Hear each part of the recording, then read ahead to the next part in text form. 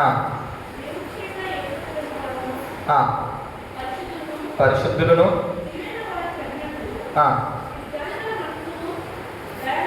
జాలిగల మనస్సును, దయాళుత్వమును, వినయమును, సాత్వికమును, దీర్ఘశాంతమును ఏముండాలంట? క్రైస్తవ విశ్వాసులకి పరిశుద్ధులుగా పిలువబడ్డ మనకి మన జీవితంలో ఎదుటి వాని పట్ల కరుణ అనే గుణం ఉండాలి అని ఉంటుంది వాక్యం.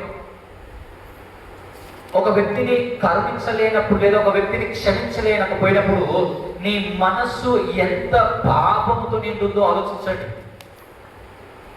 నీ ఇరుగు పొరుగు వాని పట్ల ఎవరైనా మన పట్ల తప్పు చేసినప్పుడు వారి తప్పుని గ్రహించి సరిదిద్దుకున్నప్పుడు మనం ఎందుకు క్షమించలేకపోయినాం, ఎందుకు ఇంకా ఆ వ్యక్తితో సరిగ్గా మాట్లాడలేకపోయినామంటే మన హృదయము ఇంకా కూడా ఈ కరుణ అనే గుణాన్ని మనం అలవాటు చేసుకోలేదు. మీరు యేసుక్రీస్తు ప్రభు జీవితం అంతా ఆలోచించండి. ప్రతి వ్యక్తి ఆ రోడ్డు పక్కన కూర్చున్న గుడ్డివాడు కావచ్చు, ఏమంటారు ఆ కుష్టి వ్యాధితో ఉన్న బాధపడుతున్న వారు కావచ్చు, ప్రార్థించిన వాళ్ళు అందరూ చేసిన ప్రార్థన తెలుసా? దావీదు కుమారుడా మమ్ములను కరుణించు, నీ కరుణ నా పట్ల చూపించు.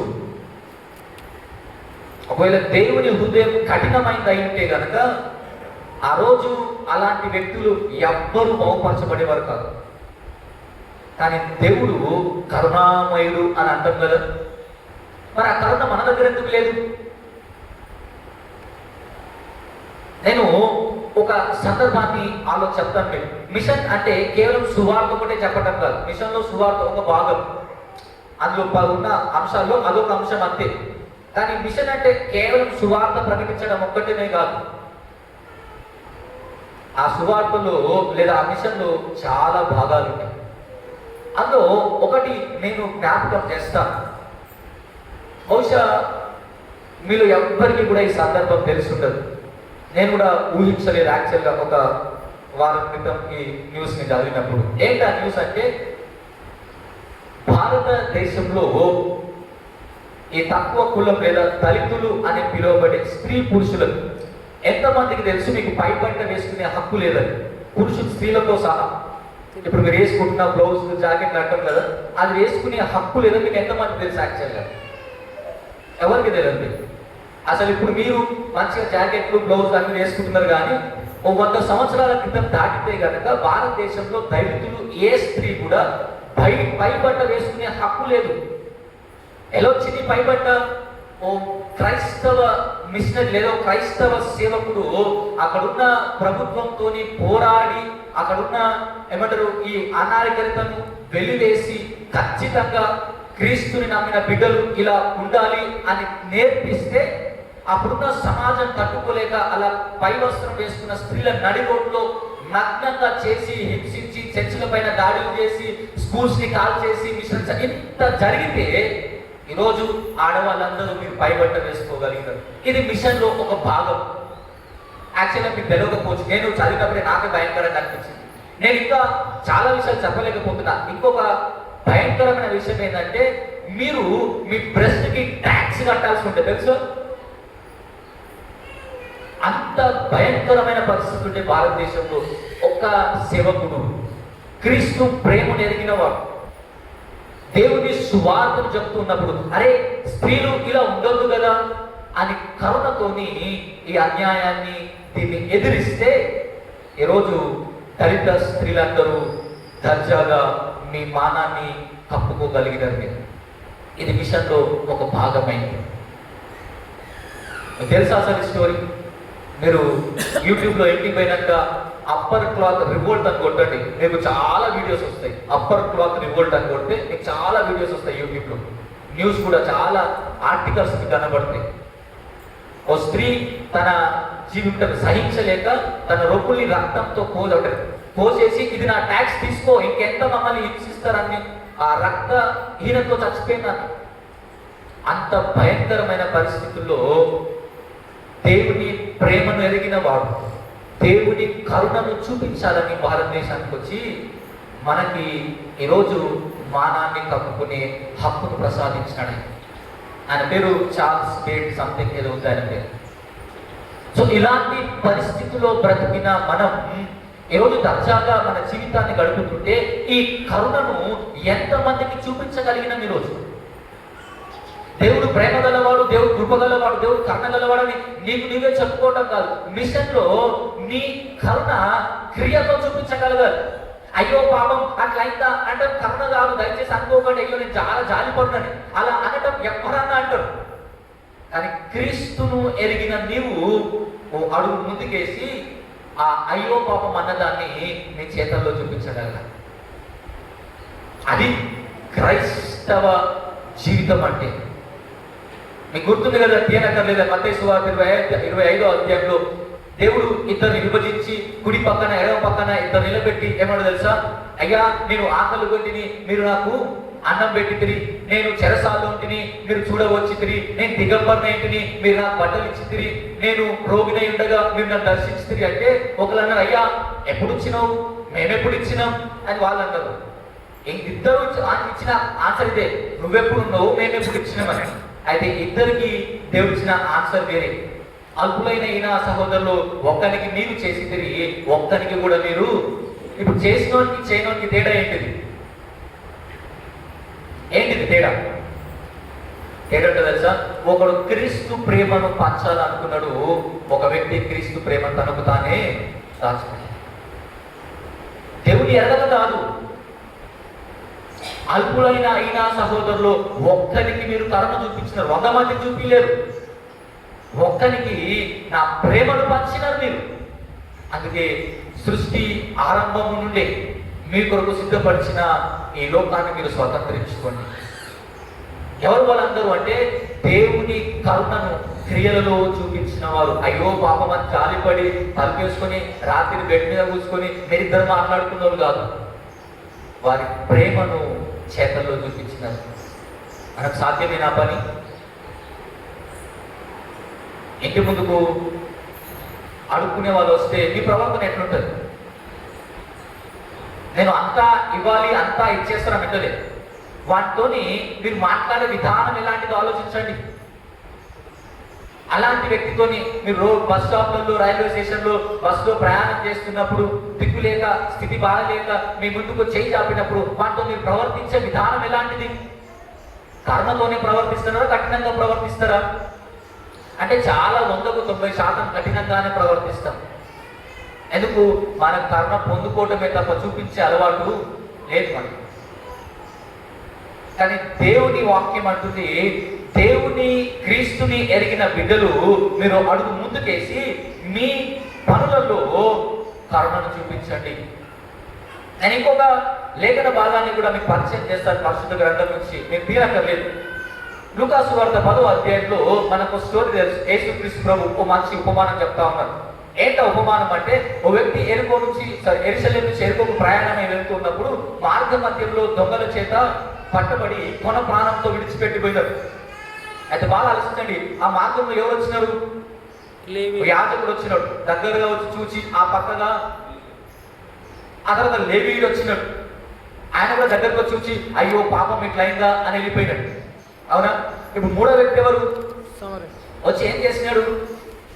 వాని మీద జాలిపడి, అవునా, వాన్ని కరుణించి. ఈ మాట చదవండి ఇప్పుడు లూకాసు వార్త 10వ అధ్యాయము 33వ వచనం చదువుదాం. ప్రయాణమే పోవచ్చు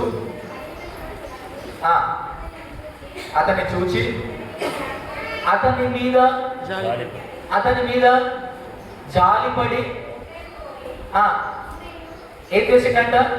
నూనె ద్రాక్షరసం.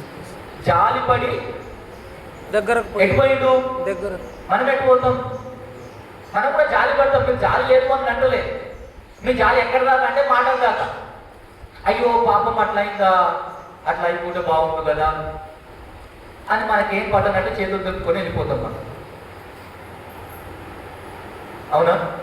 మీరు ఆలోచించండి, మనకెవరికన్నా బాగాలేదు అనుకోండి, మన స్థితి బాగాలేనప్పుడు మన చుట్టూ ఎవరు పలకరించలేదు అనుకోండి, నెక్స్ట్ డే నుంచి మన ప్రవర్తన ఎలా ఉంటుంది? మారుతుంది. ఎందుకు మారింది? ఎందుకు మారింది? ఎందుకంటే మన కష్టంలో ఉన్నప్పుడు ఒకరు మనకి, అవునా, సేమ్ ఆలోచించు. వాళ్ళు ఉన్నప్పుడు నువ్వు పోయినావు ఎప్పుడన్నా? ఇప్పుడు నీకునే వాళ్ళకునే ఉండొద్దు కదా, అవునా? నువ్వు వెళ్ళలేదు కానీ నువ్వేమనుకుంటాడే నా దగ్గరికి అందరూ రావాలి. మనం మాత్రం ఎక్కడికి పోదు. అక్కడ రాయబడ్డ మాట దయ చూపి దగ్గరగా పోయినాడు. ఇది మనం అలవాటు చేసుకోవాలి. యాక్చువల్ దగ్గరగా పోయి నూనెతోని ద్రాక్షరసం పోసి అతని గాయములను కట్టి తన వాహనం మీద ఎక్కించి ఒక పూటకుల్ల వాని ఇంటికి తీసుకొని పోయి అతన్ని పరామర్శించి. ఇప్పుడు ఏం చేసినాడు? పని, అవునా? ఇద్దరు మీద ఉన్న ఇద్దరు అయ్యో పాపం అని అందరూ జాలి పడ్డారు. వాళ్ళని జాలి లేని వాళ్ళు కాదు యాక్చువల్గా, కానీ వారి జాలి మాట మట్టికే ఈ సమరుడిని జాలి కరుణ క్రియలతో కూడుకున్నది. అందుకే కిందికి వెళ్ళినప్పుడు రాయబడి మాట ఏం తెలుసా? 37వ వచనం చూడండి. నీవును వెళ్ళి అలాగు చేయమని అతనితో చెప్పింది. ఎవరిలాగా? సమరయ్య. మనం ఎలాగున్నాము?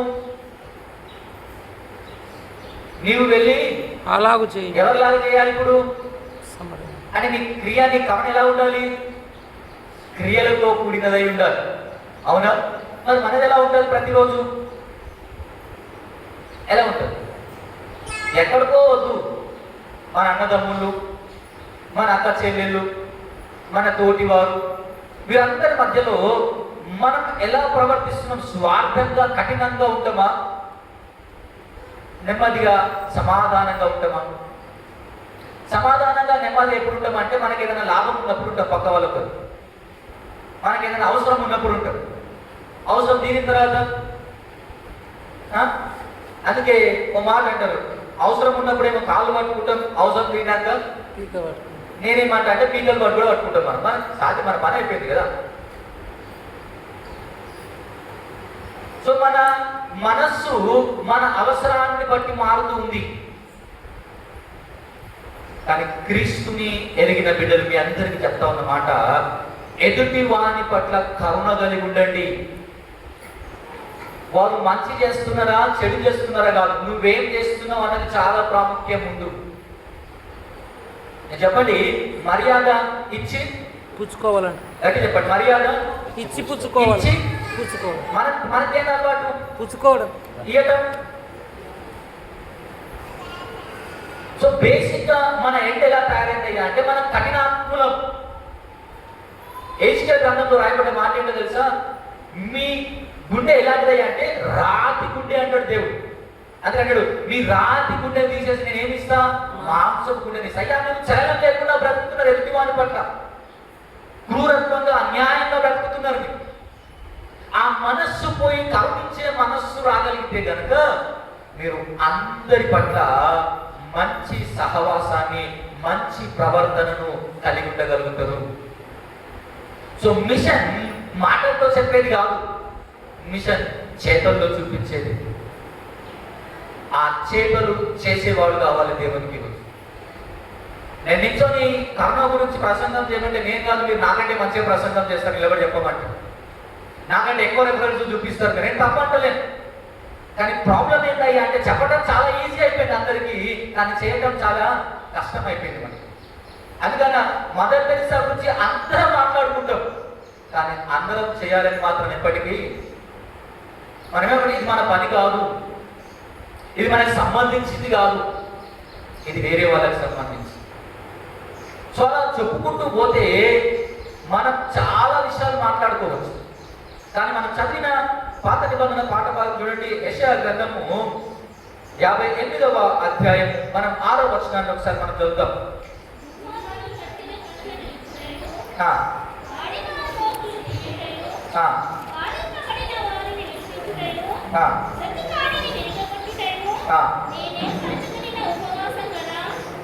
నీ ఆహారం ఆకలి కొని వారు పెట్టుటయు, నీ రక్త సంబంధికి ముఖం తప్పింపకుండా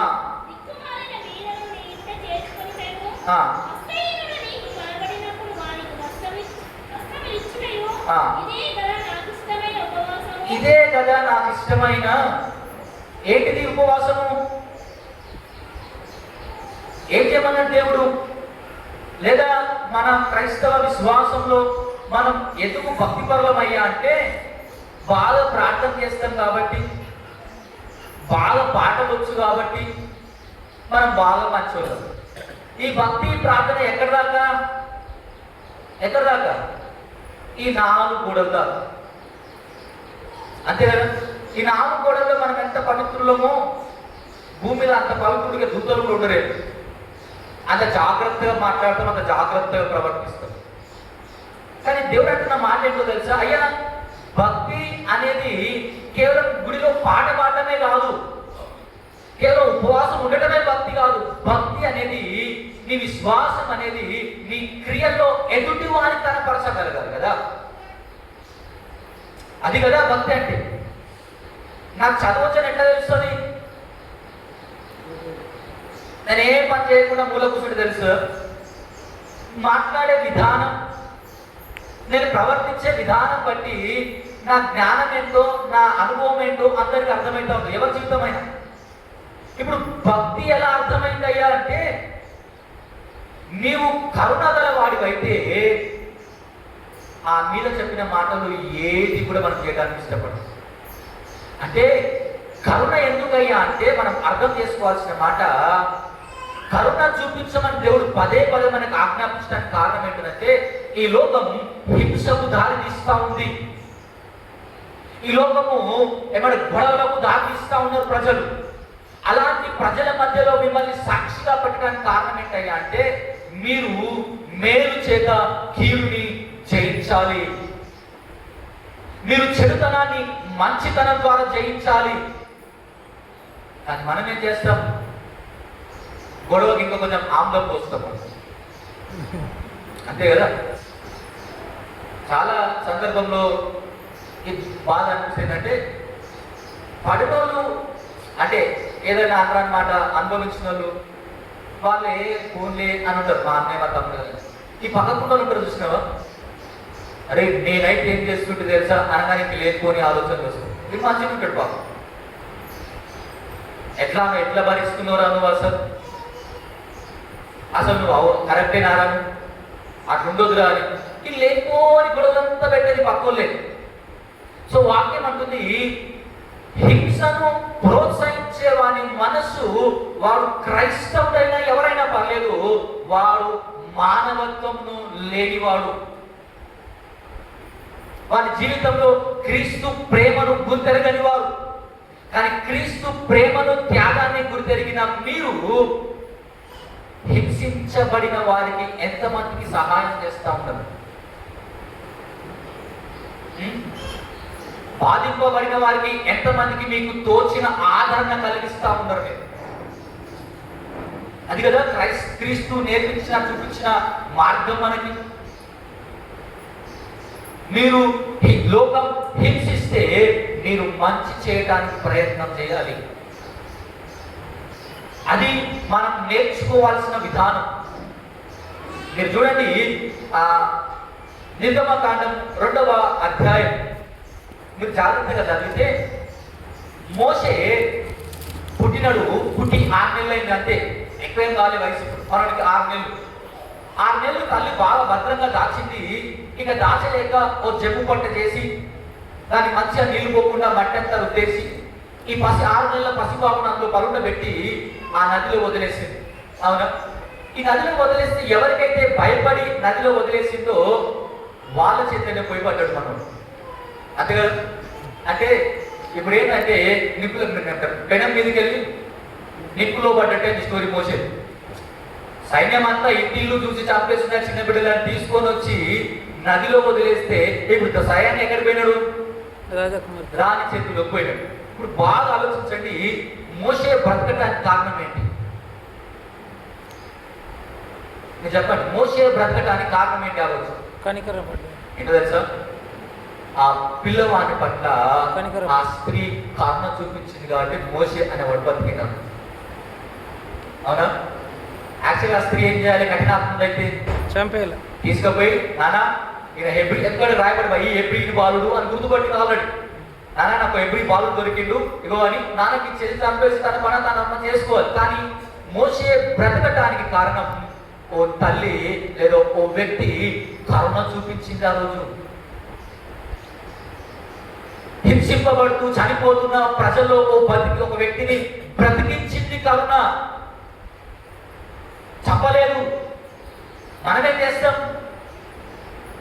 ఒకవేళ ఆ సంఘటన అంతా చూసిన మనం వస్తే అయ్యో పాపం, ఆ తల్లి పాపం ఎంత జరిగింది అని గడిలో కూర్చొని మాట్లాడుకుంటమే తప్ప ఆ కరుణను క్రియల్లో చూపించే సాహసం మాత్రం మనం చేయం. అందుకన్నా మోషే ఒక వ్యక్తి కరుణ చూపిస్తే బ్రతికింది. మరి మనం ఎంతమందికి జీవాన్ని పంచగలిగిన? అందుకే కరుణ జీవాన్ని ఇచ్చేదే తప్ప తీసేది ఎప్పటికీ కూడా కాదు. మరి మీరు మీ జీవితంలో ఎంతమందికి కరుణ చూపించినారు? ఒక వ్యక్తి బ్రతకటానికి మీరు ఎంతగానో సహాయం చేసినారు? ఇంటి ముందుకు ఎవరైనా అడుక్కోనికి వస్తే జనరల్ 2 డైలాగులు ఏంటి చెప్పండి? 2 డైలాగులు. ఒకటి ఏంటిది? ఇంట్లో ఎవరు లేరు ఏమంటాం మనం? ఇంట్లో ఎవరు లేరు, రేపు రండి. మరి ఎవరు మాట్లాడి ఇంట్లోకి వెళ్ళి ఒకరు ఉన్నారు కదా అంటే అర్థమైంది. నీకు సహాయం చేసే గుణము లేదు, కరుణ చూపే గుణం అనేది లేదు. అంత మాత్రం కాదు. మీరు జాగ్రత్తగా ఆలోచించండి. సౌలు దావీదు చంపాలని పరిగెత్తుతా ఉన్నాడు, అవునా? 2 సందర్భంలో దావీదు చేతికి సౌలు చిక్కినాడు. అర్థమైందా? పక్కన లేమంటారు తెలుసా? దావీదు నువ్వు అని లేపేస్తా సౌలుని. ఎంత మ్యాటర్ కాదు మనకి. అంతా పట్టుకున్నారు, మనం సైలెంట్ ఉన్నాడు. మనం వచ్చిన సంగతి మన కాళ్ళ శబ్దం విని లేచే అంత స్పృహలో కూడా ఎవరు లేరు. నువ్వు అను, నేను సౌలుని వేసేస్తాం, నీకు మట్టి అంటకుండా చేస్తాం. కానీ ఏమంటాడు తెలుసా దావీదు? దేవుడు నా కరుణ చూపిస్తే నేను కరుణించొద్దా? శత్రువు చేతికి చిక్కితే దావీదు కరుణ చూపించాడు. అందుకే సౌలు అంటాడు, అయ్యా నేను చంపాలని పరిగెత్తుతుంటే నువ్వు నా పట్ల కరుణ చూపించినవయ్యా. మరి మనం ఏం నేర్చుకుంటున్నాం? ప్రతిరోజు ప్రార్థన చేసి వాక్యం చదివి మన చుట్టూ ఉన్నవారు లేని స్థితిలో ఉన్నప్పుడు మనం ఇంకా హింసించడానికి ప్రయత్నం చేసినామా? మనకు తోచిన సహాయాన్ని చేయగలిగినామా? ఏంటి మన ప్రవర్తన ఈరోజు? నేను చాలా సందర్భంలో ఈ మాట చెప్పిన జ్ఞాపకం చేస్తే ఏంటిదంటే, మీ అందరికీ ధాన్యం పండుతుంది, అవునా? మనకి ఎక్కడో లేదు. మన హాస్టల్ ఎక్కడుంది? 3 కిలోమీటర్ 4 కిలోమీటర్ దూరంలో. మీకు పండిన పంటల్లో ఒక బస్తా హాస్టల్కి వేసే మనసు ఎంతమందికి ఉంది? నేను దుదిగంలో ఒకసారి ఈ మాట చెప్పిన. హాస్టల్లో ఉన్న వాళ్ళు ఎందుకు ఊగే మాకు అది పెట్టి అక్కడెక్కడ ఎందుకు అడుక్కోవాలి? వాళ్ళు ఎందుకు అక్కడెక్కడో చేతులు దాచాలి? వాళ్ళు పక్కనే ఉన్న నువ్వు ఇవ్వలేవా? పక్కనే ఉన్న నీకు సహాయం చేయాలన్న గుణం లేదా? మేము హాస్టల్లో చదువుకున్నాం, మేము హాస్పిటల్లో పుట్టినాం, మంచిదే. వాళ్ళు కరుణ చూపిస్తే నువ్వు చదువుకున్నావు, ఈరోజు నువ్వు బతికినావు. మరి ఆ కరుణను ఎప్పుడు చూపించినావు? ఈరోజు ఎక్కడో లేదు కదా దుదిగా మరి దానికి నువ్వు చేసిన ఆమె సహాయం ఏంటిది? ఈరోజు 80 మంది పిల్లలు రోజు 3 పూటల భోజనం చేసినప్పుడు నేను అడుగుతున్నా, నీ వంతు సహాయం ఏముంది అక్కడ? యాక్చువల్ ఈరోజు మీరు ఎంతుంది? ఈరోజు అక్కడ మీరు అక్కడి నుంచే కదా మేలు పొందుతుంది. అప్పుడు ఎప్పుడో మిషనరీస్ వచ్చి ఇక్కడ మీకు చదువు చెప్పి, మీకు గుడి కట్టి, మీకు విద్య నేర్పించి, వైద్యం ఇచ్చి, ఇన్ని చేస్తే మీరేం చేసి తిరిగి మేము బాగున్నాం చాలిగా అనుకునే స్థితికి దిగజారు. అది తప్పు కాదా? అది అన్యాయం కాదా? దాని విశ్వాసం అంటారా? దాని క్రీస్తుని ఎరిగిన గుణం అంటారా? అనదు. శత్రువు చేతికి చిక్కితే వదిలిపెట్టే గుణం కలిగిన వాడు దావీదు. సౌలు తన మనస్సుని కఠినత్వాన్ని మనం చేసుకొని దావీదుని చంపాలనుకుంటున్నాడు. కానీ దావీదు కరుణ చూపిస్తే సౌలు బ్రతికింది. ఒకరికి కరుణ చూపించటంలో నువ్వు జీవాన్ని ప్రసాదిస్తూ మర్చిపోతున్నావు. మన జీవితం అంతా కూడా మనం ఏం పోషించలేదు. గుర్తుపెట్టుకోండి, ఇంటి మీద కూరని వస్తే 10 రూపాయలు ఇస్తే మనం ఏదో వాళ్ళు బతికినంత కాలం మేము పోషించాం, ఒక పూట వానికి పోషించగలుగుతాం అంతే మనం. అలాంటి కరుణ మనం ఎంతమందికి చూపించాలి? సో క్రైస్తవ మిషన్లో మొట్టమొదటి లక్షణం ఏంటంటే నువ్వు ఎదుటి వానికి కరుణను చూపించాలి. కారణం కరుణ జీవాన్ని పోసేది తప్ప జీవాన్ని తీసేది ఎప్పటికీ కూడా కాదు. అది హాని కలిగించేది కాదు, కరుణ మేలు చేసేది. అంతే మాత్రం కాదు. చూడండి, మనం చదివిన యోహాను రాసిన మొదటి పత్రిక 3వ అధ్యాయం మనం 3 వచనాలు మనం మొదటి 2 వచనాలు చదువుతాం. 16వ వచనం నుంచి మనం చదువుతాం.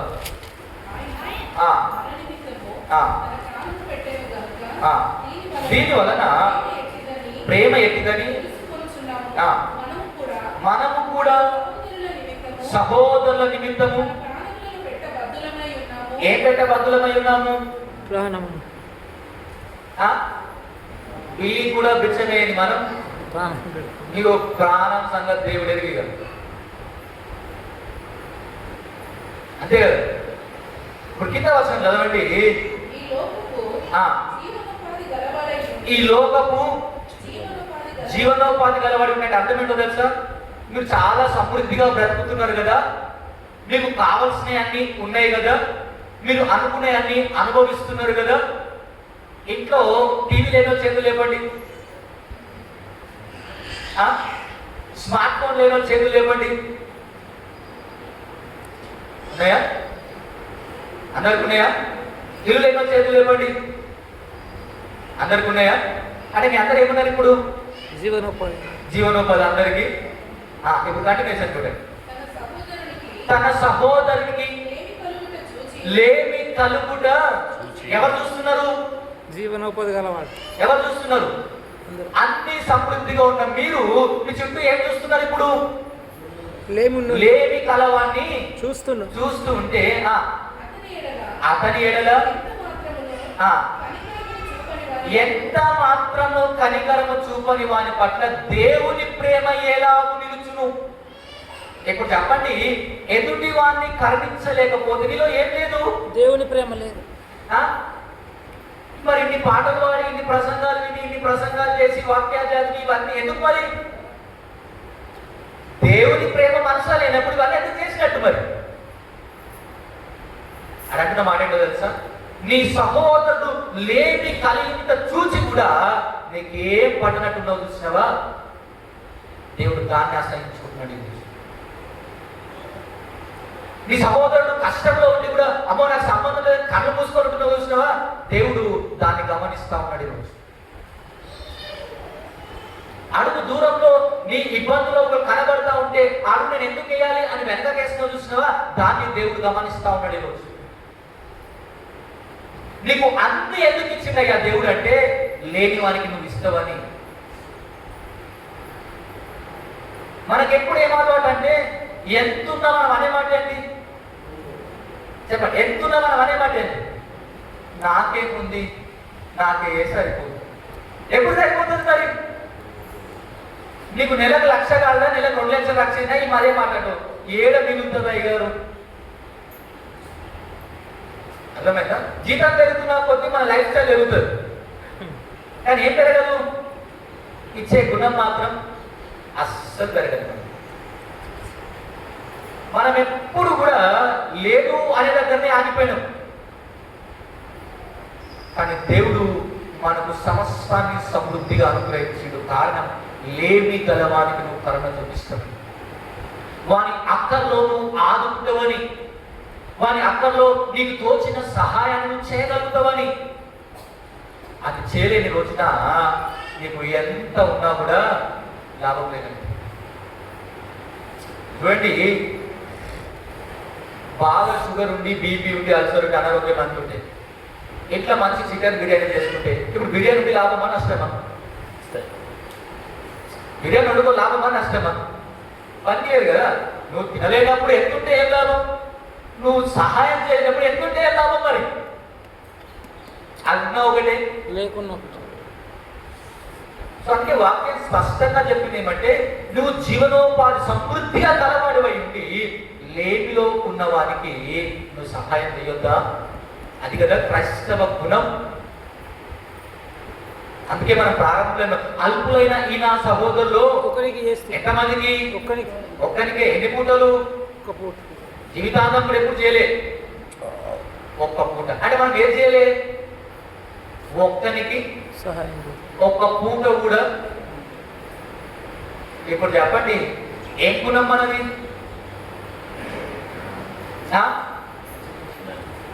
మన భక్తి, మన విశ్వాసం ఎటుపోతుంది మరి ప్రతిరోజు?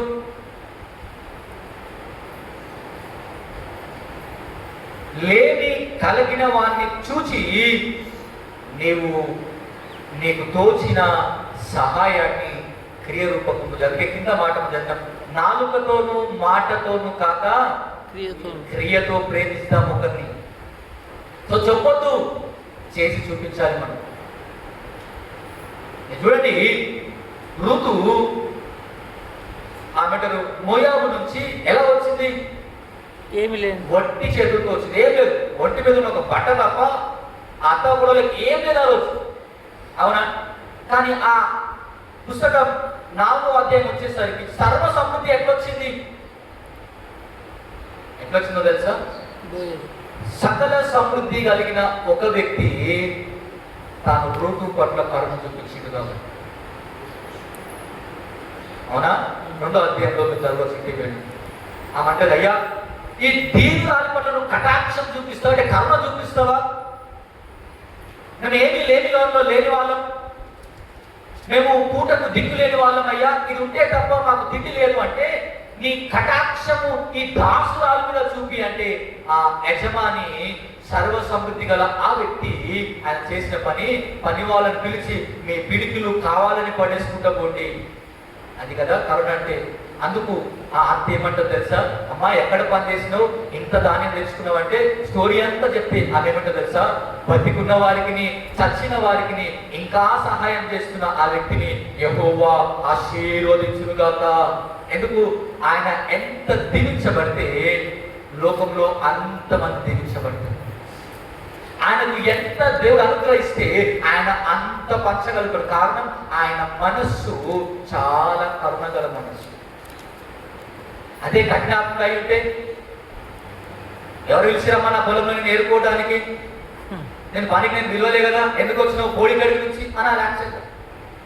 కానీ దేవుని ప్రేమను గుర్తెరిగిన వాడు, దేవుని ప్రేమను అనుభవించిన వాడు, దేవుని ఆశీర్వాదాలను గుర్తెరిగిన వాడు ఆయన అంటున్న మాట, నేను నీకు కటాక్షం చూపిస్తాను, నువ్వు ఎక్కడికి పోవద్దు, ఈ కోత అయిపోయేంత మట్టుకు నువ్వు నా పొలంలోనే ఏరుకోవాలి, ఎక్కడికి పోవద్దు. అంత కరుణ గలవాడాలి. మనం చారాన కూడా బయటికి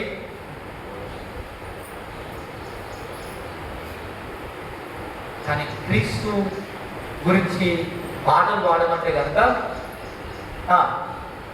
మనకు దోగాలేని పాటలు పాడమంటే. కానీ ఎటుపోయింది క్రియ?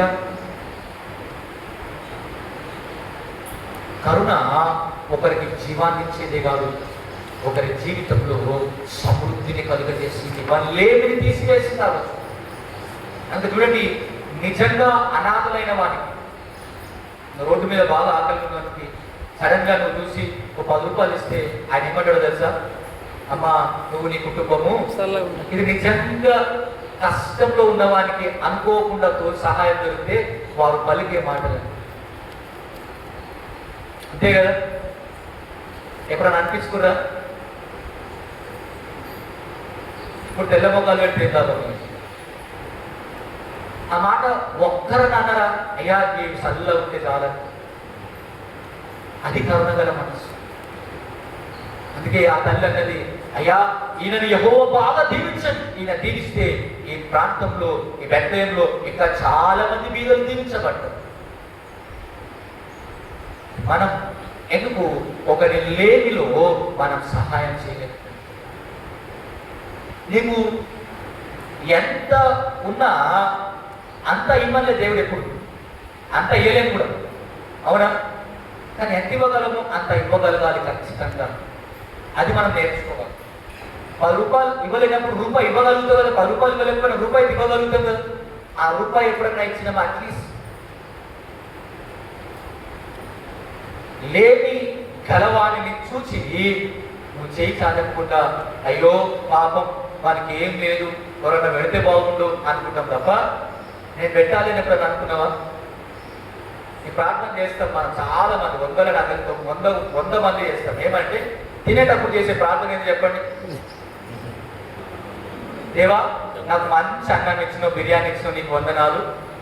నెక్స్ట్ ఏంటి పదం? లేని వాళ్ళకు కూడా నువ్వు దయచేయి. ఎవరు? నేను పెట్టా, నా బిర్యానీ నేనే తింటా, నువ్వు పెట్టు. కానీ ఎప్పుడన్నా ప్రార్థన చేశారు, దేవా లేనోడికి పెట్టే మనసు నాకు ఈ దేవా చెయ్యం. ఎవరో చేయాలి, మనం చేయడానికి ఎవరో చేయాలి తప్ప మనం ప్రార్థన చేయాలి. దేవా నాకు చాలా ఇచ్చినావు, లేనోడికి ఇచ్చే మనసు ఇస్తావా? కొంచెం లేనోడికి పెట్టగలిగే ఆ మనస్సు గుణం నాలో కలిగించు దేవా. నాకు చాలా ఇస్తా ఉన్నావు, ప్రతిరోజు 3 పూటల నేను సమృద్ధిగా తింటున్నా దేవా. నీ లేక చాలా మంది బ్రతుకుతున్నారు దేవా, నేను ఇవ్వగలగాలి అని ఎప్పుడన్నా ప్రార్థన చేసినావా? ఈ రాజ్యం వచ్చును గాక, నీ చిత్తం నెరవేర్చును గాక, మానదిన ఆహారం మాకు దయచేయి. మరి పప్పుని ఎవరు పట్టించుకోవాలి? ఎవరు పట్టించుకోవాలి? దేవుడు ఏమైనా స్వయాన దిగొచ్చి మనకు చేస్తాడు? దేవుడు ఎప్పుడు ఎవరికి సహాయం చేసినా వ్యక్తులను ప్రేరేపించి చేస్తాడు. దేవుడు ఆయన్ని స్వయాన దిగొచ్చి భక్తానికి ఏం కావాలా అని అన్నాడు. ఆయన కరుణగల క్రైస్తవులతో ఆ పని చేపిస్తాడు. అలా చాలా మంది మిషనరీస్, ఎంతో మంది ఇక్కడికి వచ్చి ఇక్కడనే ప్రాణాన్ని అర్పించి చనిపోయినారు. వాళ్ళు ఏం అవసరం ఉంది వాళ్ళకి? ఇక్కడ భాష రాదు, ఏమి తెలియదు, అయినా దేవుని ప్రేమ తెలుసు కాబట్టి ఇక్కడ రాగలిగిన వాళ్ళు కేవలం దేవుని ప్రేమను బట్టే రాగలిగి తప్ప వేరే ఏది కాదు.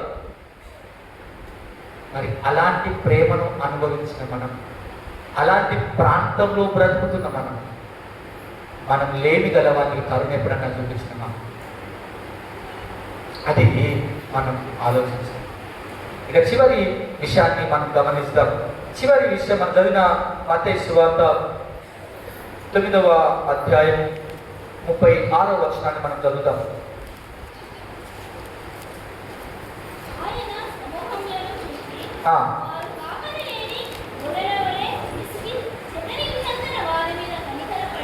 దేవుని కనికరం ఎందుకు ఇప్పుడు? ఎందుకో తెలుసా? ప్రజలలో ఏం లేదు ఈరోజు అంటే సమానత్వం, ఐక్యత అనేది లేదు. అర్థమైందా? నీవు నేను ఒకటే అని చెప్పగల వాళ్ళు ఎంతమంది ఉన్నారు? ఎంతమంది ఉన్నారు? మీరు నేను ఒకటే అని చెప్పే ధైర్యం ఎంతమంది ఉంది? మీ ఇరుగు పొరుగు వాళ్ళతో ఎప్పటికైనా కూడా లేదు. మనం కులంతో విడిపోయినాం, మతంతో విడిపోయినాం, మనకున్న సంపదను బట్టి విడిపోయినాం. ఇలా ప్రతి విషయంలో చెడరిపోయినాం మనం. కారణం ఏంటంటే కరుణ లేదు కాబట్టి. సో దేవుని కనికరం ఎందుకు చూపిస్తామంటే, అయ్యో ప్రజలు ఇంత కఠినంగా బ్రతికి చెదరిపోతున్నారే. అందరూ ఒక విశ్వాసాన్ని కలిగిన వారు, మీరు జాగ్రత్త వినండి, ఒక దేవుని ఆరాధిస్తున్నవారు, ఒకే పాట పాడుతున్నవారు, ఒకే బైబుల్ చదువుతున్నవారు, అందరు ఎలా ఉండాలి? ఎలా ఉండాలి? అందరు సమానం అనుకోవాలి కదా. మరి ఎందుకు సమానం అనుకోలే? ఈ 45 ఉన్న కుటుంబాలు మనమే ఎందుకు అనుకోలే? ఎందుకంటే ఎదుటి వాని పట్ల కఠినమైన మనస్సు మనం. నాకేం తక్కువ అనుకునే స్థితిలో నాకు చాలా ఉంది వారికి లేదు అన్న గర్వంతో బ్రతుకుతా ఉన్నాం మనం. ఎందుకు కలుపుకోలేకపోయినామంటే అహం అడ్డొస్తుంది మనకి. కానీ అహం ఉండొద్దు అంటే కరుణించే మనస్సు మనకు ఉంటుంది. ఎవరైనా నేను ఈ ప్రశ్న అడుగుతా, చెప్పండి, తప్పు చేయని ఎవరో చేతులు చెప్పండి.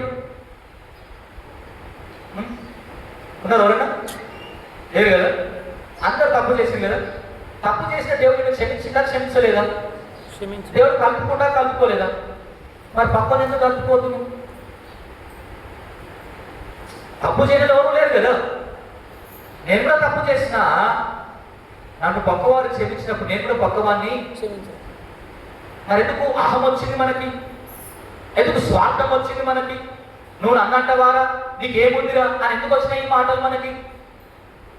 నన్ను అనే హక్కు ఎక్కడుందిరా నీకు అనే స్వార్థం ఎట్లొచ్చింది మనకి ఈరోజు? కారణం కరుణ లేదు మనకి. క్రీస్తు కనికరం గలవాడు, కానీ ఆయన ఎరిగిన బిడ్డలు మాత్రం ఇంకా కఠినాత్ములు. ఆ కరుణ మానవులందరినీ ఒక్కటి చేయగలుగుతుంది, మనుషులందరినీ కలిసి బ్రతికింపచేస్తుంది కరుణ. అది లేకపోతే సుమా, మళ్ళీ చెప్తున్నా, నువ్వెన్ని పాటలు పాడి ఎంత ప్రసంగం చేసినా దానివల్ల ప్రయోజనమేమి లేదు. వాక్యం ఏమంటావు తెలుసా? మత్తయి సువార్త 5వ అధ్యాయంలో రాయబడ్డ మాట, మీ వెలుగు ఎక్కడ? అన్యుల మధ్యలో. ప్రకాశింపని ఎక్కడ ప్రకాశించాలి? అన్యుల గుడిలో కాదు.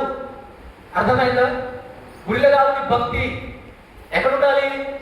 నలుగురిలో నీ వెలుగు ప్రకాశింపనివ్వాలి. అక్కడ ఏమంటారు సార్? నీ సక్రియలను చూచి. ఏం క్రియలు? సత్క్రియలు. సక్రియలు అంటే మంచి పనులు. ఎవరు చేస్తారు మంచి పనులు? దేవుని. మనకు సంబంధం లేదు కాబట్టి మనం మౌనంగానే ఉండాలి. అది కరెక్ట్ యాక్చువల్లీ. దేవుడు మంచివాడు, మంచి పనులు చేస్తూ ఉంటాడు. మరి మనం ఎందుకు చేయలేదు? మనం అన్ని డైలాగులు ఉంటాయి కదా, నా టైం వస్తే చెప్తారా? మన టైం వస్తే చెప్తా అంటే మనసులో ఏం పెట్టుకున్నాం? అన్న మాటలన్నీ పెట్టుకున్నాం. పలానా టైము, పలానా ప్లేసు, పలానా మాట, అప్పుడు ఏం కట్టుకున్నాం, ఇవన్నీ చెప్తాం మనం. ఎక్కడ అన్నాం, ఎప్పుడు అన్నాం, ఎట్లా అన్నాం అని. అంటే మనసులో ఏం పెట్టుకున్నావు? ఏం పెట్టుకున్నావు మనసులో? మరి వాక్యం ఏమంటుంది? ఇప్పుడు చెదిరిపోవడానికి కారణం ఏంటిది? అవన్నీ మనసులో దాపెట్టుకున్నాం. సో ఇవన్నీ మనసులో ఉన్నప్పుడు ఏముండదు? క్షమించే గుణం, కరుణ చూపించే గుణం ఇక ఉండదు, లేదు. అందుకని ప్రజలు చెదరిపోవటం చూసి దేవుడికి చాలా జాలేసింది. అయ్యో, నేను పేరు పెట్టి పిలుచుకున్న జనాంగం, ఒకే దేవుడని నన్నే ఆరాధిస్తున్న ప్రజలు, ఒకే దేవుడని నన్నే పొగుడుతున్న ఈ ప్రజలు, ఒకే ధర్మశాస్త్రాన్ని కలిగిన ప్రజలు చెదరిపోవటం దేవుడికి ఎంత ఆయాసం అనిపించింది ఆ రోజు. మరి మనం ఎందుకు ఈరోజు ఎదుటి వారిని కలుపుకోలేకపోయినాం? ఆ కనికరాన్ని ఎందుకు చూపించలేదు మనం? మనం ఎందుకు కఠినాత్ములుగా బ్రతుకుతున్నాం? ఇంకా దేవుని వాక్యం అంటుంది, కలుపుకునే గుణాన్ని కలిగి ఉండండి. ఎవరమైనా కూడా మనం ధర్మశాస్త్రం చదువుతాం కదా, ఏంటంటే ఎవరికన్నా కోపం వస్తే ఎప్పటిదాకా ఉండాలా కోపం? సూర్యుడు అస్తమించవాలి అంటే తెల్లారు లేసి ఏం చేయాలి? మళ్ళా ప్రేమ. తెల్లారు లేసినాక ఏం చేయాలి మళ్ళా? చెప్పండి. చెయ్యాలి కానీ చెప్పడానికి చెప్పాలి కదా, అట్లీస్ట్ మాట్లాడుకోవాలి. కానీ మనం ఏం చేస్తాం? తెల్లారు కాదు సచ్చేదాకా ఉంటుంది మనసులో. ఆ మన ఒక్కరితోనే పోతుందా? మన కొడుకు కూడా అనిపిస్తాం అది. అరే ఒక్కరింటికన్నా పో కానీ వాళ్ళ ఇంటికి పోయిన వాళ్ళతో ఆడినంటే కాలు కొడుతూనే. ఈ విభజన కఠినత్వాన్ని పెంపొందించింది ప్రతిరోజు మనకి. అందుకన్నా ఏక దేవుడు, ఒకే పాట, ఒకే బైబుల్ ఉంది, కానీ మనుషులు మాత్రం ఎప్పటికీ ఒక్కటి కాలేకపోయింది. నీవు నేను ఈరోజు కరుణ కలిగి ఉంటే గనక సంఘం కలుపుకొని పోయేది మనకి. సంఘంలో ప్రతి పని నాది అని ఎందుకు అనుకోలేమయ్యా అంటే మనకు కరుణ లేదు కాబట్టి. ఆ కరుణ ప్రజలని కలుపుతూ ఉంటుంది. మీరు తెలుసా, అపోస్తల కార్యం చదువుతున్నప్పుడు ఈ వీళ్ళు సువార్త ప్రకటిస్తూ వెళ్తున్నప్పుడు పేతురికి ఒక దర్శనం వచ్చింది. ఆకాశం నుంచి దుప్పటి కింద 3 సార్లు సదరంలో వస్తే, అయ్యా అపవిత్రమైన నేను ఎప్పుడు తినలేదు, తినను అని దేవుడికి చెప్తే, సరే బాబాని ఆ దర్శనం ముగిస్తుంది. నాకు ఎందుకు వచ్చిన దర్శనం నా పని బాగా ఆలోచిస్తుంటే, ఇంటి ఎదుట ఒక 3 వ్యక్తులు నిలబడి ఆయన స్టోరీ అంత అయ్యా ఇట్లా దర్శనం వచ్చిందని. అప్పుడు పేతురు ఏమన్నాడు తెలుసా? మనుషులను కాదనటానికి నేనెవరిని అసలు? అర్థమైందా? మనుషులను దూరం పెట్టడానికి నేనెవరిని అసలు? అది చక్కగా రాయబడ్డ మాట చూడండి. అపోస్తల కార్యం 10వ అధ్యాయం బహుశా ఆ వచనాన్ని మనం గమనిస్తే కనుక తీసినారా 28వ వచనం చూడండి. అన్య జాతి వానితో సహవాసం చేయటైనను అట్టి వానికి ముట్టుకొనుటైనను ఎవరికి ధర్మం కాదు? యూదునికి. ఇప్పుడు ఆ యూదు ప్రశ్న మనమే పెట్టుకోవాలి. క్రైస్తవునికి ఎవరు పెట్టుకున్నారు? ఇది మనం పెట్టుకున్నాం. గుర్తుపెట్టుకోండి, మనం పెట్టుకున్నాం. అందుకే అన్నాడు యూదులకు ధర్మం కాదు. కానీ కింద చదువుతాడు తెలుసా, దేవుడు నాకు చూపించడు, దేవుడు పక్షపాతి కాదు, అందరూ సమానమే. అప్పుడు ఆయన కొర్నేలి కుటుంబంలో సువార్త ప్రకటిస్తాడు. అంటే కలుపుకునే గుణము ఆ కరుణతో వచ్చింది, దేవుని ప్రేమను గుర్తెరిగితే వచ్చింది. కానీ మనం ఇంకా కూడా విడిపోయి బ్రతుకుతాము. అందుకని క్రీస్తుని ఎరిగి కూడా అలా బ్రతకటం మనకు సిగ్గు చేయించాలి. మనల్ని కలిపిన దేవుడు, మనల్ని ఏకం చేసిన దేవుడు మనం ఒక్కటిగా బ్రతకాలని ఆశపడ్డాడు. అందుకే కింద అన్నట్టు తెలుసా, కోత విస్తారంగా ఉంది, పనివారు రావాలని పెట్టు. ఎలాంటి పనివారు? కరుణ చూపించేవారు, ప్రజల్ని ఒక్కటి చేసేవారు, విభేదాన్ని తొలగించి ఈ అనైక్యతను తీసివేసి ప్రజలంతా క్రీస్తులో సమానమే అనే ధోరణి కలిగిన వారు కావాలి. అలాంటి వారే క్రీస్తు ఈ దర్శన లేదా క్రీస్తు పనిని ముందు కొనసాగించగలరు. అలా చేయని వారు క్రీస్తు పనిని ఎప్పటికీ కూడా కొనసాగించలేరు. నేను గుర్తుంది కదా, యోహాను సువార్తలో బహుశా 4వ అధ్యాయంలో అనుకుంటా, క్రీస్తు సమరస్తితో మాట్లాడుతున్నప్పుడు రాయబడ్డ మాట, ఆ తల్లి అంటది యేసేతోని, అయ్యా యూదులు సమరయులతో సాంగత్యము చేయరు, నన్ను ఎట్లా నీళ్ళు అడిగినవయ్యాను? నాతో మాట్లాడరు కదా, మమ్మల్ని జంతువుల కంటే హీనంగా చూస్తున్నారు కదా, మమ్మల్ని ఎట్లా నీళ్ళు అడిగినవయ్యా? అంటే ఎంత విభజనంతో ఆలోచించినారు ఆ రోజు. అంతేకాదు, మీరు యోహాను సువార్త బహుశా 9వ అధ్యాయంలో అనుకుంటా మీరు చదివితే, ఆ పుట్టి గుడ్డివాన్ని బాగు చేసినప్పుడు యేసు క్రీస్తుని ఒప్పుకుంటే సమాజంలోంచి వెలివేస్తామంటారు. అంత భయంకరమైన క్రోధాన్ని వెదజల్లుతూ ఉన్నారు సమాజంలో. ఎవరు? ధర్మశాస్త్రం ప్రాటుపడ్డారు, బోధించేవాళ్ళు, యాజకులు, ఇలాంటి ధోరణి కలిగిన వాళ్ళు ప్రజలు. కానీ దేవుడు అలాంటి ప్రజల మధ్యలో అంటున్నాడు, ప్రజలను ఐక్యపరిచి నా గురిని లేదా నా ఉద్దేశాన్ని కొనసాగించే సేవకులు కావాలి, లేదా క్రైస్తవ విశ్వాసులు కావాలి. ఒకవేళ నాకెందుకులే అని అనుకుంటే పౌలు దేశాల దగ్గర సువార్త చెప్పాల్సిన అవసరం ఏమి ఆయనకి లేదు. నాకెందుకులే అనుకుంటే భారతదేశం ఈరోజు బాగుపడేది కాదు. మనందరం చదువుకొని పైబట్ట వేసుకునే వాళ్ళము కాదు. మనందరము దిక్కులేని స్థితిలోనే బ్రతికే వాళ్ళం ఇప్పటికి కూడా.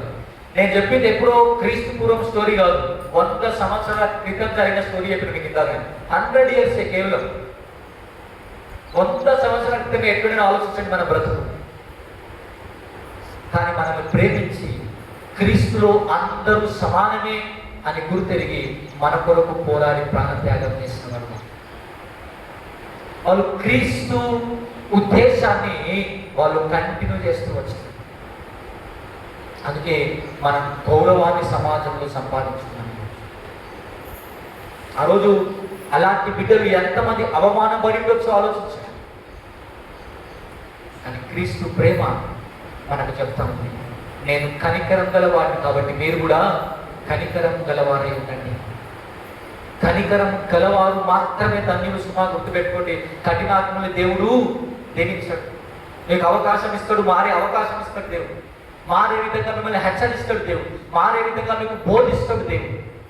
కానీ ఎంత చెప్పినా మారలేదు అనుకోండి, ఇక దాని తర్వాత అనుభవించాల్సిన ఫలితాన్ని కూడా ఎవరు మార్చలేదు.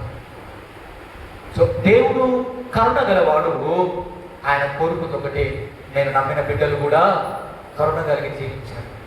నేను ఈ మాట చెప్పి ముగిస్తానండి, చదవనక్కర్లేదు. దళితులు రాసిన పత్రిక 5వ అధ్యాయం 22వ వచనంలో ఆత్మ ఫలం ఉంటుంది. అవునా? ఆత్మ ఫలంలో ఒక గుణం ఏంటో తెలుసా? 9 ఉంటాయి, తెలుసు కదా. ప్రేమ, సంతోషము, సమాధానము, దీర్ఘశాంతము. దయాలుత్వం. దీర్ఘశాంతము, దయాలుత్వం. ఆ గుణం ఉందా యాక్చువల్గా? దేవుడి ఫలం కదా, నువ్వు సంపాదించుకుంది కాదు కదా. అవునా? ఆత్మఫలం అంటే దేవుడు ఎవరిలో అయితే నివసించడం వాళ్ళలో ఉన్న గుణం ఏంటిది? ఇప్పుడు దయాగుణం. ఆ గుణం లేదంటే ఏం లేదు, దేవుని ప్రేమ. ఎవరు లేరు మన లోపల. ఇప్పుడు దేవుడు లేదంటే ఎవరు ఉండాలి? ఎవరో ఒకరు ఉండాలి కదా. ఖాళీగా ఎట్లుంటుంది మనసు? ఎవరున్నారు మరి? ఎవరున్నారు? మనం ఎప్పుడు వింటాం కదా, చాలా మంది సేవకులు చెప్పిన మాట, గుళ్ళో కూర్చున్నంత సేపే సాధన మనం వదిలేస్తుంది, బయటికి వెళ్ళాక మన గురించి పెద్ద వరి కాదు సాతాన్. ఎందుకు తెలుసా? మనం అంత భక్తి పరులే. యోగుడు చదువుకుంటే మనం శోధిస్తుంది సాతాన్. అంత సినిమా లేదు మనకి. నా చదివేప్పుడు మనం అంతా లేదు. చాలా మంది మీకు ఉండొచ్చు, నేను కూడా దావీదులాగా, సౌలులాగా, లేదా అంటారు పేతులాగా పెద్ద సువాద హతసాక్షి, అంత సినిమా లేదు మనకి. మనం అంత స్టేజ్కి రాలేదు. మనం హతసాక్షులు అయ్యేంత విశ్వాసం, భక్తి మన లోపల మన అర్హులం కూడా హతసాక్షులు కానీ. ఎందుకంటే క్రీస్తు గుణం ఒక్కటి కూడా మన దగ్గర లేనప్పుడు మనకెందుకు అవకాశం ఇస్తాడు దేవుడు? వాళ్ళకి ఎందుకు దొరికింది అయ్యా అంటే చనిపోతూ కూడా దేవుని ప్రేమను పంచినారు వాళ్ళు. చనిపోతూ కూడా క్రీస్తు లక్ష్యాన్ని గురి కొనసాగించగలిగినారు అపోస్తులంతా. మనకు అది చేత కాదు. నేను బాగుంటే చాలు, నేను మంచిగా ఉంటే చాలు, నేను ఒక్కనే అనే స్వార్థపూరితమైన మనస్సు. అందుకే మీ హృదయ కాఠిన్యమును బట్టి మీరు ఎదుటి వానికి మేలు చేయలేకపోయినట్టు ఒకసారి మీ మనస్సు మార్చుకోండి. దేవుడు తన ప్రాణాన్ని ఊరికనే పెట్టలే, శిలువలో తన ప్రేమంతా, కరుణంతా చూపించినాడు. ఎంత కరుణ అంటే, తండ్రి వీరేం చేయించున్నారో మీరు ఎదురడుగా వీరిని క్షమించమని. నేనేమంటా తెలుసా? ఆ జరిగిన ప్రతిసారి ఎవరు అడిగితే అసలు క్షమించమని? నువ్వు అడిగినవా? నేను అడిగినా? ఎవరు అడగకపోతే ఎందుకు క్షమించింది దేవుడు? ఆయన కరుణ గలవాడు, ఆయన కృపగల దేవుడు కాదు. కానీ ఇరువురు దందలో ఎవరు అడిగినారు? అడిగారు ఎవరన్నా? ఆ మాట అయిన తర్వాత ఇంకో దొంగ మారు మనసు పొంది. మరి ఏ మనకు ముందుకే దేవుడు ఎందుకు క్షమించిందని, మన కొరకు ఎందుకు ప్రాణం పెట్టి రక్తాన్ని కార్చింది దేవుడు అంటే, దేవుని గుణం నిన్ను బట్టి మారలేదు. ఆయన గుణం ఎప్పటికీ ఒకేలా. నువ్వు కఠినాత్ముడు అని తెలిసి కూడా దేవుడు నిన్ను కరుణిస్తూ ఉన్నాడు. ఎందుకో తెలుసా? అది గుర్తెరిగి ఈ సమాజంలో దేవుని కార్యాన్ని జరిగిస్తున్నాడు. సువార్తలో, మిషన్లో భాగం నీ ప్రవర్తన చాలా ప్రాముఖ్యం. మనుషులు వాక్యం విని మారకపోవచ్చు, గుర్తుపెట్టుకోవచ్చు. కానీ దేని ద్వారా మారవచ్చు తెలుసా? నీ ప్రవర్తన ద్వారా మారవచ్చు. చాలా మంది మారవచ్చు. నువ్వు వాక్యం గంట సేపు చెప్పినా ఎవరు మారకపోవచ్చు, కానీ నీ మంచి మాట ఖచ్చితంగా ఒకరి మనసుని కరిగించగలుగుతుంది. అందుకే ఈ మాట ఉంటుంది ఏంటంటే, action speaks more than words. అంటే మాటల కన్నా చేతలు బాగా ప్రభావితం చేసే సమాజాన్ని. అది నీ క్రైస్తవ విశ్వాసాన్ని ఈరోజు నేను అంటున్నా, మాటల్లో పాటల్లో కాదు, క్రియల్లో చూపించేవాడు కాబట్టి అలాంటి వారిని దేవుడు వెతుకుతూ ఉంటాడు. అలాంటి వారిని దేవుడు దీవించి ఈ సమాజానికి తన బిడ్డగా నిలబెట్టగలడు. అలా బ్రతుకుటకు దేవుని కృపా సన్నిధి మనం తోడైంది నడిపించును గాక. ఆమేన్. తలలు వచ్చి ప్రార్థన చేద్దాం. మా దేవా, మా ప్రభువా, పరిశుద్ధుడా, మీకు వందనాలు. మీ ప్రేమను గురితెరిగిన ఆయన అనేక మంది ఈరోజు మీ కరుణను చూపిస్తూ దేవా, సమాజాన్ని ప్రభావితం చేస్తూ, సమాజాన్ని మారుస్తూ, సమాజంలో ఉన్న విభేదాలు, కక్షలను దేవా తొలగించడానికి మీ కరుణను చూపిస్తున్న సేవకులందరి కొరకు ప్రార్థిస్తున్నాం. ముఖ్యంగా దేవా, భారతదేశం చాలా అనాగరికతలో బ్రతికినప్పుడు, విభేదాల మధ్య జీవిస్తున్నప్పుడు, ఎక్కువ తక్కువ అని బ్రతుకుతున్నప్పుడు అనేక మంది సేవకులు నాయన, అనేక మంది మిషనరీస్ దేవా, మాకు తెలిసింది చాలా తక్కువ మంది, కానీ అనేక మంది దేవా ఇక్కడికి వచ్చి మేము బట్ట కట్టుకోవటానికి దేవా వారు కారణమయ్యారు. మేము చదువుకోవటానికి దేవా వారు కారణమయ్యారు. ఈరోజు మేము మిమ్మల్ని ఆరాధించడానికి వారు కారణమయ్యారు. ఒకవేళ వారు మాకెందుకులే అని అనుకుంటే దేవా, మీ ప్రేమను మాకు చాలు అని వారు అనుకుంటే దేవా, మా స్థితి ఇంకా దిగజారిపోయేది. కానీ మీ ప్రజలు దేవా, మీ కరుణను చూపిన విధానం బట్టి మీకు వందనాలు చెల్లిస్తున్నాం. మీ ప్రేమను పంచాలని, మీ కరుణను చూపించాలని మా మధ్యలోకి నడిపించిన ఆ మిషనరీస్ అందరి కొరకు దేవా మేము ప్రార్థిస్తున్నాం. వారి కుటుంబాన్ని దీవించిన దేవా మీకు వందనాలు. వారి ద్వారా దేశాన్ని బాగుపరిచిన దేవా మీకు వందనాలు. ఈ పరిశుద్ధ గ్రంథాన్ని మాకు ఇవ్వడంలో ప్రాణత్యాగం చేసిన వారు, సమాజంలో సమాన హక్కుల్ని కలిగించిన వారు, అలాంటి సేవకులందరి కొరకు ప్రార్థిస్తున్నాం. అలాంటి వారిని దేవా మీరు నడిపించిన దేవుడు, మా బ్రతుకుల్ని మార్చిన దేవా మీకు వందనాం. ఇక నుంచి అయినా దేవా మేము కూడా ఈ కఠినత్వాన్ని విడిచిపెట్టి కరుణను, ప్రేమను పంచే క్రైస్తవులుగా బ్రతకడానికి సహాయం అనుగ్రహించండి. క్రీస్తును ఎరిగిన బిడ్డలుగా నేను కరుణ కలిగిన వాడిని కాబట్టి మీరు కృప చూపించుడి, కరుణ చూపించడం సెలవిచ్చిన దేవా, మీ కరుణ చూపించడానికి సహాయం దయచేయండి. లేమి గలవాడే కనబడినప్పుడు, మీ చేయి చాచినప్పుడు దేవుని ప్రేమ ఎలాగూ మీలో నిలుచును అని మీరు ప్రశ్నిస్తున్నారు దేవా. కరుణించని వాని లోపల దేవుని ప్రేమ లేదు, వాడు కఠినాత్ముడు. నేను ఎవ్వరికి పెట్టను నా ప్రాణమా, తినుము తాగుము సుఖించమని కఠినంగా ప్రవర్తిస్తున్నాము దేవా, క్షమించమని బ్రతికాడుతున్నాం. ఇక నుంచి దేవా మీ ప్రేమను మాటల్లో కాదు, పాటల్లో కాదయ్యా, మేము క్రియలో చూపించడానికి మాకు సహాయం దయచేయండి. క్రియలో వ్యక్తపరచడానికి సహాయం దయచేయండి. మాటల కన్నా చేతల్లో చూపించడానికి మాకు మనస్సు అనుగ్రహిస్తూ సంఘాన్ని బలపరిచి దీవించమని యేసు నామములో ప్రార్థిస్తున్నాము తండ్రి. ఆమేన్.